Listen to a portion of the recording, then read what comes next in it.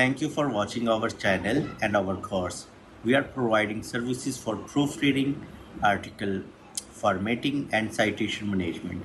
And there are much more about the services. For more information, you may contact us on the provided contact details. Thank you. Hello, I am Muhammad Junaid Anjum and welcome to the first lecture of academic writing. Today we will start from the foundation of academic writing. As you know that whenever you build anything, you need to focus on the foundation. If your foundation is strong, then you can master the entire concept very easily. So let's start from what you need to do before you begin. First of all, you need to know about the definition of academic writing. It is basically a scholarly language and do not use any curriculums and very focused on the question under the examination, and sometimes you need to provide evidence about the statements you are making in your text. The next thing is, what are the features of good academic writing? Good academic writing is clear, concise, complete, and it is very pleasant to read, and you can see that it is highly focused. And what is the poor academic writing? It uses excessive jargon and highly technical terms. Sometimes that terms and jargons obfuscate the meanings of your text, and your reader may be unclear about your saying. So you want to write as an expert. So it needs planning and practice. So practice makes perfect. You need to do a lot of practice. You must have the stamina to accept that your first draft is far from perfect. You need to do a lot of revisions in that. And for that, you need to do a lot of practice. The next question is, when should you start writing?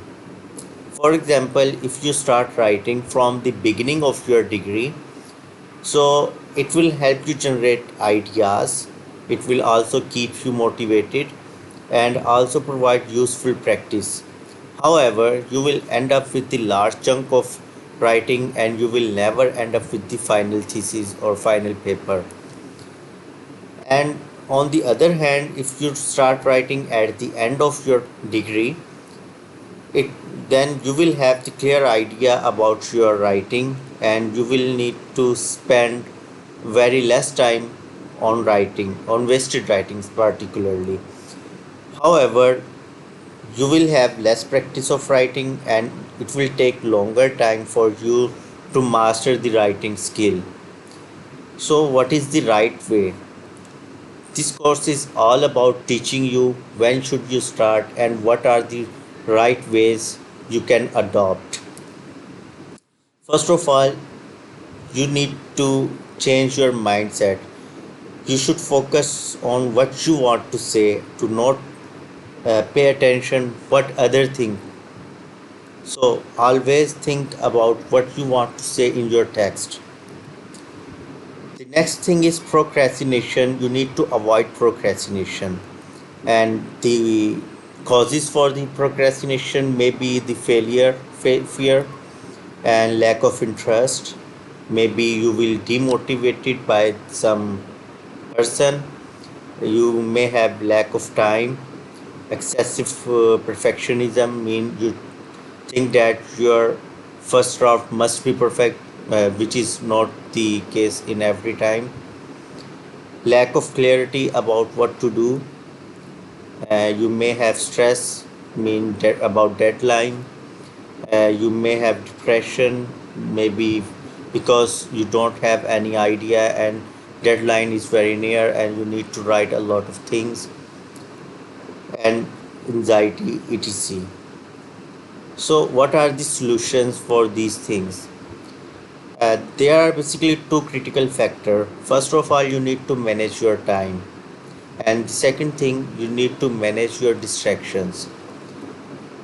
How can you manage your time? First of all, you must know that every person has finite amount of time, and in that time frame everyone needs to complete their task. For that, mostly people use Pomodoro technique, which is also known as setting kitchen time. For example, you set time for yourself, particularly for writing. For example, half an hour a day.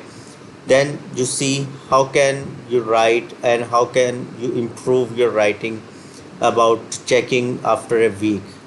The next thing is managing the distractions. What the distractions are, for example, Facebook messages, a phone call, a mail pop-up alert, a sudden thought.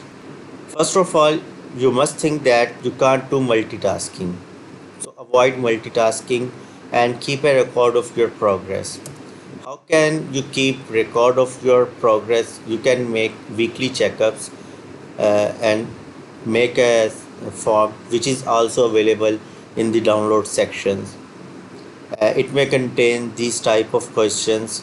What did you accomplish in the last week, and is there anything you wanted to accomplish but you did not, and what useful insight about your writing you have learned in the past week, and what challenges you are experiencing, and if you want to give yourself an advice, what piece of advice you will give to yourself, and what are your top priorities for the upcoming weeks, and if you could get nothing else done this week but one thing, which one would you choose to do, and which one thing would make you happy and proud? What are the benefits of this checklist? It asks you to recognize yourself, your mistakes. It will also give reward to yourself for big or small achievements, and also indicates where your greatest blockage lies, and it will also help you in becoming strategic about your priorities, which is very important. The next thing is self-assessment checklist. You can grade your writing from 1, 2, 3, or 0. Uh, these are the questions you need to ask yourself and give yourself a score, and see at the end what accumulation of the score is, and what in which range your results are lying. For example, 0 to 15, 16 to 30, 31 to 55, and try to improve yourself on weekly basis. I hope you enjoyed this lecture, and please rate this course if you like, and also come to the next lecture and give your valuable reviews.